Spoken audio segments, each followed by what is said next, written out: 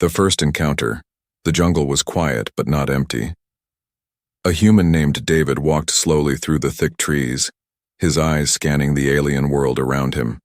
Vines hung from high branches, glowing faintly in the mist. Strange sounds echoed, in the distance. Calls of unknown creatures. David's boots crunched softly on the mossy ground as he checked his scanner. No signal. Again. Still nothing. He whispered. Great. His ship had crashed 2 days ago. The distress beacon was broken, food was low, the air was safe to breathe, but the jungle was alive, with both beauty and danger. From a tree high above, Riva watched him. The alien girl had followed David since the crash. She didn't know why. Maybe it was curiosity. Maybe it was something else. She had grown up hearing stories about humans, how they destroyed worlds, how they couldn't be trusted, how they brought war and fire. She believed those stories. She had seen the ruins. But David, he didn't look dangerous. He looked tired, lost, yet still gentle. Riva narrowed her eyes as she saw him stop near a large rock. He knelt down and pulled out a small water filter, filling his bottle from a nearby stream. He sat on the ground and drank quietly, not noticing the quiet rumble beneath the trees. But she did. The ground trembled slightly. The leaves rustled. Riva's eyes widened. She knew that sound. Something big was coming. David looked up just as the trees ahead of him parted. A massive shape stepped into the clearing, tall, thick-furred, with long claws and eyes like fire. It was the deadliest, the apex predator of this planet. A creature so feared, most people believed it couldn't be approached and live, but it wasn't alone. Beside the deadliest's massive foot was a tiny cub, limping, one leg dragging. It let out a weak cry. David froze. His heart pounded. He knew he should run, but something in the way the cub cried made him stay. He slowly raised both hands to show he had no weapons. "I'm not here to hurt you," he said softly. The deadliest growled low in its throat, but didn't move. David looked at the cub. Its leg was bleeding. He slowly took off his backpack and pulled out a medkit. He opened it slowly, showing every motion. Riva leaned forward in shock. What was he doing? Then something unbelievable happened. The deadliest stepped back. It moved away from the cub and allowed David to approach. David crawled forward on hands and knees, every motion slow and calm. He reached the cub, opened the kit, and gently cleaned the wound. The cub flinched but didn't bite. He wrapped the leg with a soft bandage, then stepped back. "There," he whispered. "You'll be okay." Riva's mouth parted slightly. No human should have lived through that. Not here, not like this. The deadliest sniffed David, then gave a deep rumble and turned away, guiding the cub back into the trees. And still, David didn't chase, didn't move fast, didn't act like a hunter. He just watched them leave. Riva stayed, hidden for a long time. Her hands trembled. Everything she had learned, it didn't match what she saw. What kind of human did this? Why would a deadly beast trust him? And why? Why did she suddenly want to know more about him? The human with gentle hands. Riva couldn't stop thinking about what she had seen. All night she remained high in the trees, staring at the spot where the human had treated the deadliest cub. The fire in her chest wouldn't stop burning. Not fear, not anger, something else. Confusion, doubt, wonder. How did the deadliest not kill him? How did a human earn trust from something that would tear armored beasts apart? And why even now did her heart beat faster when she remembered the way he moved, with care, with calm, as if he wasn't afraid to die? The next morning, Riva followed, him again. David had no idea he was being watched. He was busy collecting fruit from tall stalks, checking plants, and filling his bottle. He moved slower today, his steps uneven. Riva noticed he limped. Maybe he had hurt himself during the storm last night. He looked weaker. She felt a strange tug in her chest.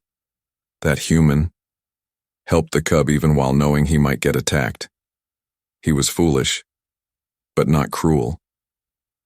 As David sat by the stream to rest, Riva crept closer, still hidden behind the vines and leaves. She was silent as a shadow. Her blue skin blended with the moss. She was trained for this. Her people had taught her how to track prey, how to hunt, how to stay unseen. But she wasn't hunting now, she was watching. And what she saw made her chest ache again. David reached into his bag and pulled out a soft bundle. He unwrapped it.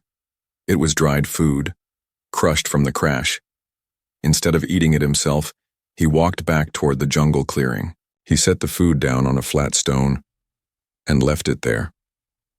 For the little one, he said quietly, almost like a prayer.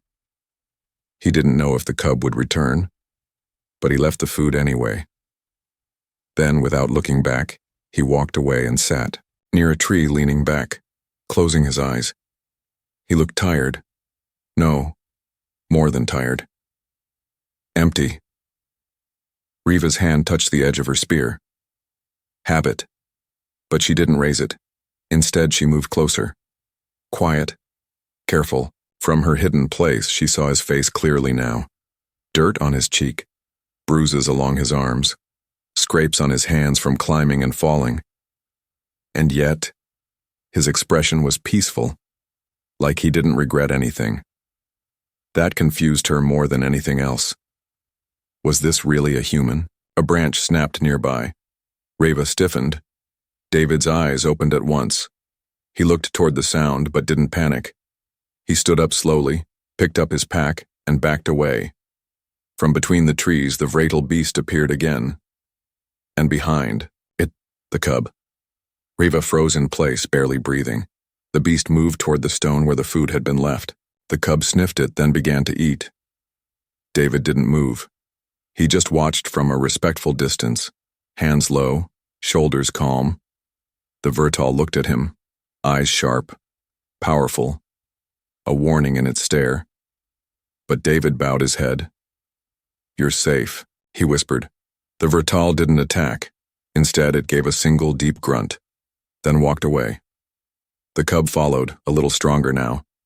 And this time, something strange happened. The cub looked back at David. Only for a second. But it looked back and David smiled.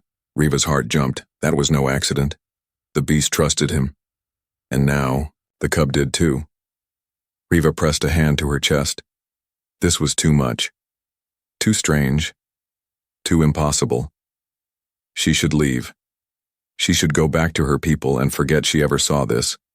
But her feet didn't move. Instead, she sat down on the branch, eyes locked on the human who had just been accepted by the jungle's deadliest creature. She whispered to herself, "Who are you, David?" And somewhere deep inside her heart, a wall began to crack. The hidden wound. The sun was setting behind the trees, casting long shadows over the alien jungle. Riva followed him again. She told herself it would be the last time. She had said that, yesterday and the day before. But something kept pulling her back, something inside her that she couldn't name. He was unlike any human she had ever known. Gentle, quiet, respectful of the world around him. He never took more than he needed, never raised his voice. He even apologized to a tree once when he broke a branch. And most of all, the Vratal beast trusted him. Riva still couldn't explain that. But today, something felt different. The jungle was too quiet. Birds didn't sing. The wind didn't move. Even the insects had gone still. She moved faster through the trees, eyes sharp, tracking David's trail. He had passed through here. She could see the broken leaves, the prints in the dirt. And ahead, a fresh mark. Blood. Not animal blood. Human. Her heart slammed against her ribs. She pushed forward, leaping across a fallen log, moving faster than she had in days. And then she saw him. David lay on his side in a small clearing. One arm was wrapped around his chest. His shirt was soaked in red. A sharp piece of alien metal, probably from the crash, had sliced deep into his side. He had covered the wound, but it was still bleeding. His eyes were closed, his face pale. Riva's breath caught. For a long moment she didn't move. Her body was frozen between fear and something else, something she had been afraid to admit. Care. She cared, and she couldn't let him die. Riva dropped from the tree without a sound. She landed softly and rushed to his side. She bent down, touching his face gently. His eyes fluttered open. "Riva," he whispered. Her heart stopped. He knew her name? "How? Do you know me?" she asked, voice shaking. He gave a small, weak smile. "You've been following me for days. I heard you. Saw shadows. Guessed the name." She blinked in surprise. He had known all along, and never called her out, never chased her away. "Why didn't you say anything?" she asked. "Because you didn't seem ready," he whispered. Then he passed out. Riva looked around quickly. She needed herbs, bandages, something to stop the bleeding. She reached into her belt and pulled out a small pouch made of leafskin. Inside were crushed healing leaves from her village, rare plants that only grew near crystal water rivers. She had been saving them for her brother, but he was gone now, and David was dying. She pressed the herb into the wound, her fingers fast, but gentle. David groaned softly. Riva tore a strip of cloth from her cloak and wrapped it tightly around him. "Stay with me," she said quietly. "You can't leave yet. Not after everything she had seen. Not after what the Vratel did. Not after." The cub looked back. She pulled him up, letting his weight lean on her small frame. It wasn't easy. He was taller, heavier. But she didn't stop. Step by step, she moved through the jungle, supporting him as the sky turned purple. She brought him to a hidden cave near the cliffs, a place only she knew. There was water, soft, moss, and a roof of stone. She laid him down gently and started a small fire. As he rested, she sat by his side, watching him breathe. "You're not like the others," she whispered. "You didn't try to control, or take, or lie." Then she looked at her own hands, hands trained to fight, to hurt, to take back what humans stole. But now they had saved one, and it wasn't. Over outside the cave, a low growl echoed through the night. Riva stood quickly. The Vratel beast had returned. But this time, it wasn't alone. Something else was coming, and Riva would have to decide. Would she run again? Or would she finally stand beside the human who had changed everything? The broken trust. The night air was thick with tension. Inside the cave, the small fire cracked softly. David lay unconscious, his breathing shallow but steady. Riva sat beside him, her hand resting lightly on his arm. Her eyes were alert, her body still. But her mind was racing. Outside, the Vratel beast waited in the shadows just beyond the firelight. Riva could hear its deep breathing. It hadn't left after arriving. That wasn't normal. The beast always came and went. But tonight, it stayed. Like it sensed something. Something dangerous. Riva stood and walked to the mouth of the cave. The jungle was too quiet again. Not just quiet, silent. Not a single insect. Not a bird. Not even the wind, she whispered. "Something's wrong." And then she saw the lights, not natural lights, artificial ones. Flashing, scanning, bright and sharp. Humans. She stepped back into the cave quickly, heart racing. They found him. The signal beacon. He must have activated it earlier, before he got injured. Riva's hand moved to the hilt of her knife. Her people feared human soldiers for a reason. They didn't ask questions, they just took what they wanted. And if they saw the Vratel beast nearby, they would kill it, and maybe kill David too. She turned to him, shaking his shoulder. "Wake up, David, you need to wake up now." His eyes opened slowly, confused and tired. "Riva, your people are coming. Soldiers. They're close." David pushed himself up with a wince. I didn't think they'd still track me." Outside, the lights grew brighter. Footsteps crunched leaves, and then voices. Movement near the cliffs. Heat signature inside that cave. Prepare to breach. David's face tightened. They'll shoot first, ask later. What do we do? Riva asked. David looked at her. Really looked. They won't listen to you. Not if you're with me. And if they see the beast. He didn't finish the sentence. The vratal beast let out a warning growl from the shadows. Riva's jaw clenched. Then we don't wait. She ran out of the cave and stood between the jungle and the soldiers, raising her arms. Her cloak fluttered in the wind. 3 men in black armor stepped forward. Guns raised. Alien contact, one shouted. Hold your fire, another barked. Identify yourself, Riva shouted. Don't shoot. He's hurt. I'm helping him. They didn't lower their weapons. One of them moved closer, eyes scanning her body for weapons. Where's the human? Inside, she said. He's injured. He saved the cub. He helped the vratal. You're lying. Riva blinked. What? The soldier pointed. You're a trap, a spy. We've seen aliens use tricks before. Step aside. You don't understand. Boom. A roar thundered through the trees. The vratal beast exploded from the shadows, knocking one of the soldiers to the ground. The others shouted and fired blindly. Lights flashed. Leaves burned. David stumbled. Out of the cave, weak and limping. Stop, don't shoot, he screamed. But it was too late. The vratal beast slammed its body between the soldiers and the cave. It didn't attack to kill, only to protect. But the soldiers didn't see that. They saw a monster. Take it down, one yelled. David rushed forward, arms spread wide. Don't! A shot fired.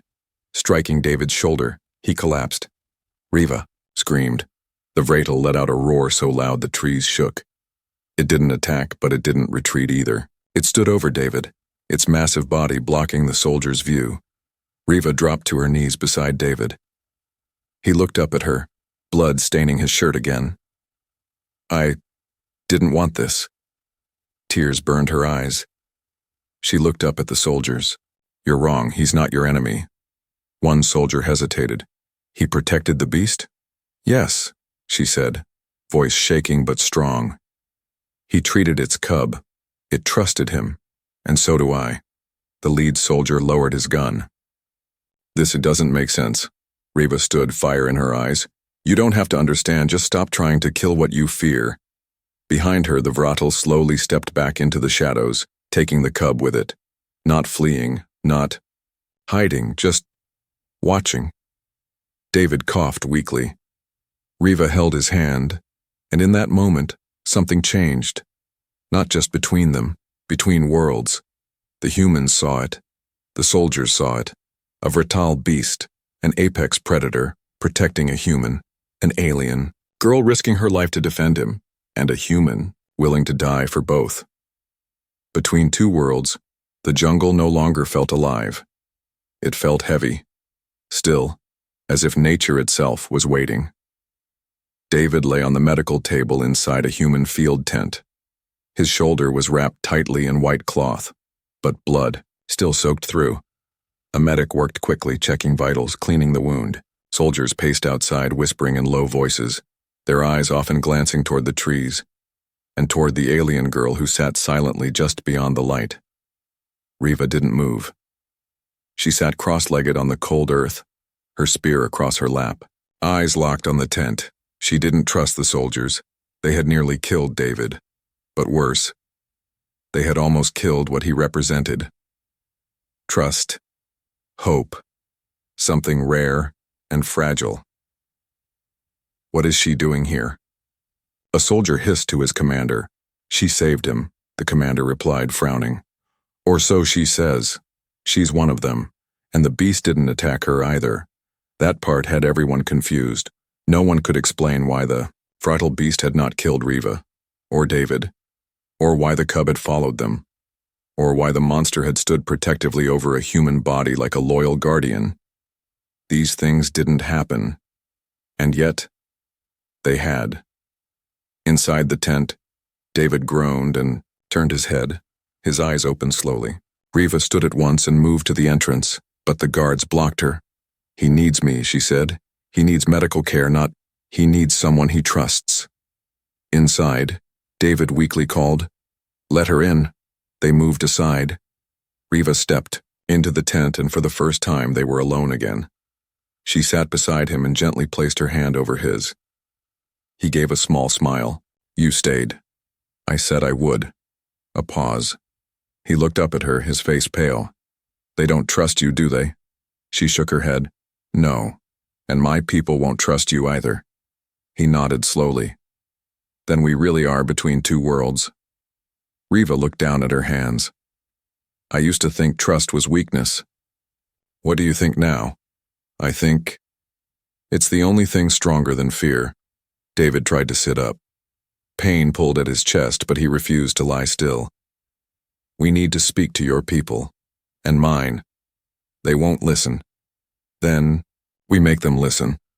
Outside, the soldiers reported to Orbit Command. The captain of the ship above the jungle was ready to send a full extraction team. They wanted to retrieve David and leave the alien world behind. But David had a different plan. 3 days later, Riva walked through the village gates with David by her side, still weak, still healing. Her people gathered around them. Gasps echoed through the crowd. Some stepped back, others reached for weapons, but no one attacked. Not yet. They saw the human, and they saw the beast. Because behind them, hidden just beyond the tree line, the Vratel watched. It had followed. Riva's mother, the clan elder, stepped forward. Her face was cold, unreadable. You bring him here? After what his people did to our rivers, our skies. Riva bowed her head. I bring him because he saved the cub, and the beast trusted him.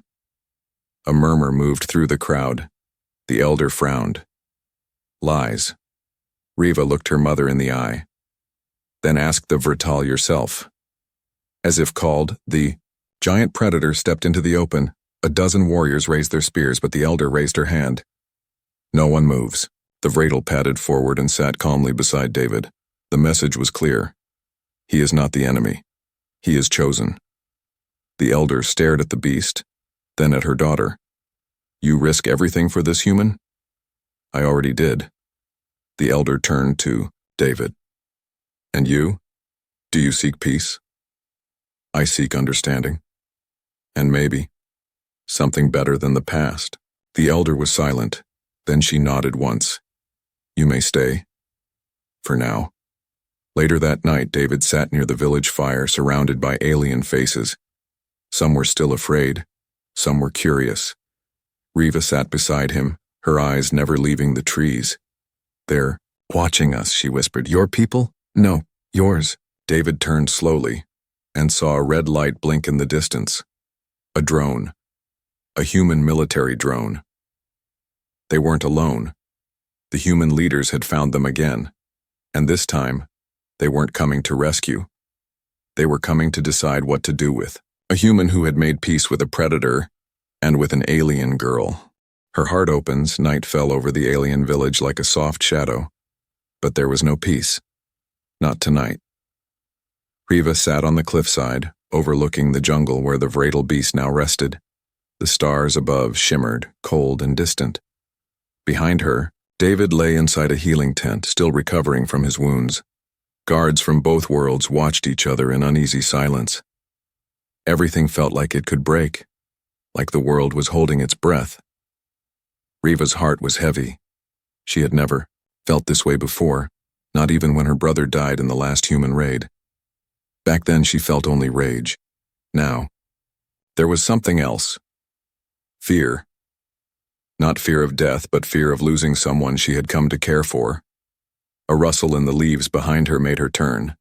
It was her mother, the clan elder. You've changed, her mother said. Riva looked down. I had to.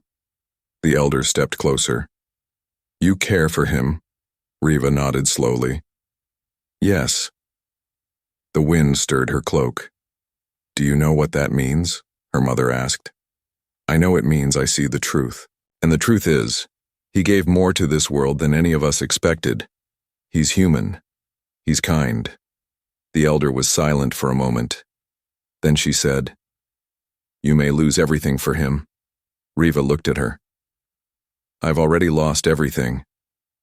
Maybe this time I can help save something instead. Her mother turned and walked away.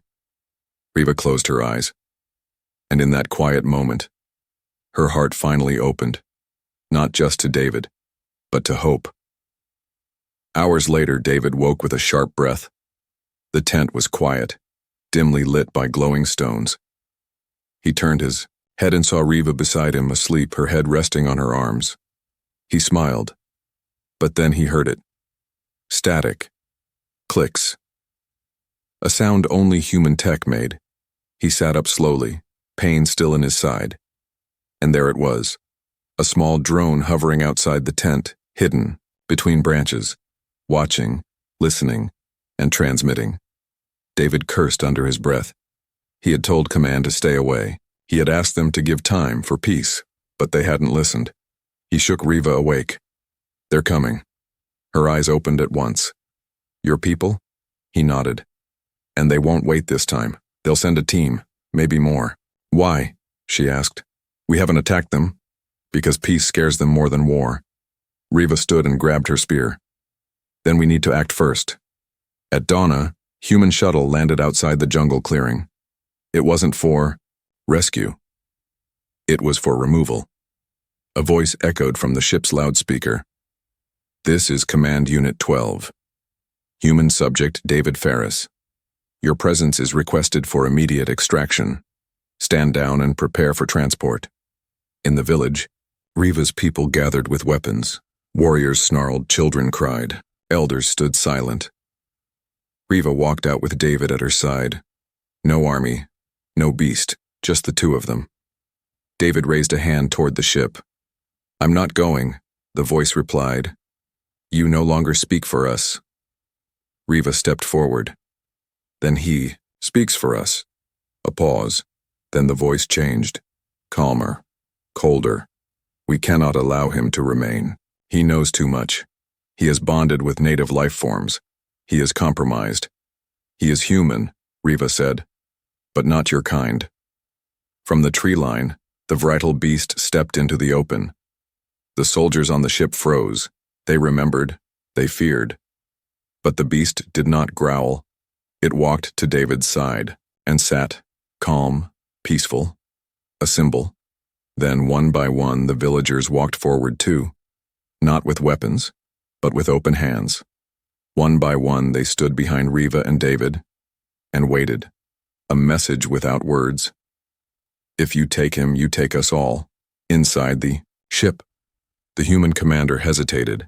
His orders were clear, but nothing in his training had prepared him for this. A human trusted by a predator, an alien girl in love with peace, and an entire village choosing unity over fear. He turned to his team. Stand. Down. The ramp closed. The ship rose back into the sky and left. That night, Riva sat beside David by the fire. You were willing to die, she said. So were you. She looked into his eyes.